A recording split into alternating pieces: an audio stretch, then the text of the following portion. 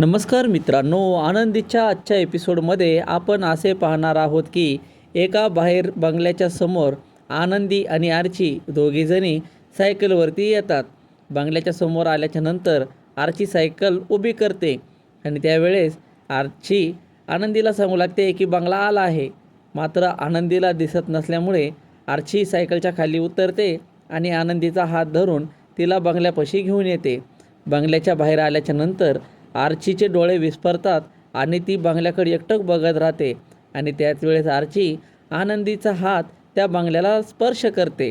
त्या बंगल्याला स्पर्श झाल्याच्या नंतर आनंदीला एकदमच असा आनंद झाल्यासारखा आपल्याला दिसून येतो. त्यावरती आनंदी आर्चीला विचारत असते की बघ, तुला गेटच्या डाव्या बाजूला आंब्याचं झाड दिसत आहे का? त्यावरती आर्ची घरात बंगल्यात डोकावून बघते तर तिला खरंच डाव्या बाजूला एक आंब्याचं असं झाड दिसू लागतं. त्याला आंबे देखील कैऱ्या देखील लागलेल्या तिथं आपल्याला दिसून येतात.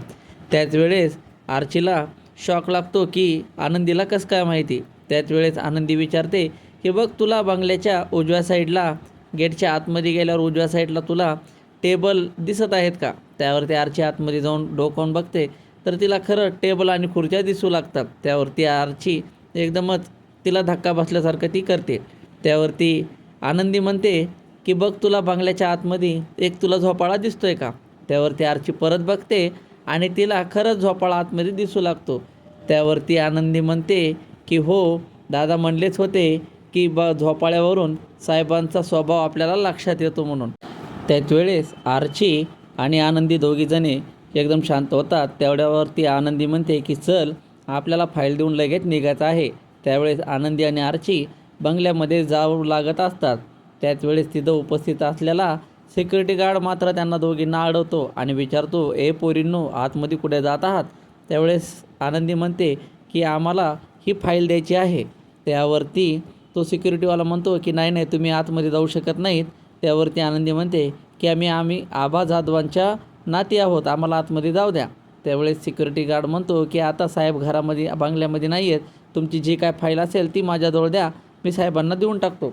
त्याच वेळेस या गोष्टी आर्ची ऐकते आणि आर्ची आनंदीला बाजूला घेते आणि म्हणते की बघ दिदे, आता आतमध्ये तर साहेब पण नाहीत, म्हणजे बंगला रिकामाच असणार आहे. तर आपण आतमध्ये जाऊ आणि बंगला मस्तपैकी बघून येऊ. का कोणास ठाऊक आपल्याला कधी असा बंगला बघायला भेटेल पण का नाही. त्यावेळेस मात्र आर्ची या गोष्टीला विरोध करते आणि म्हणते की नको गं, असा केल्यानं पाप होतं. त्यावरती आर्ची म्हणते की अगे, तू तर येडीच आहेस, तुला काही कळतच नाही, चल आपण जाऊन बघून तरी येऊ.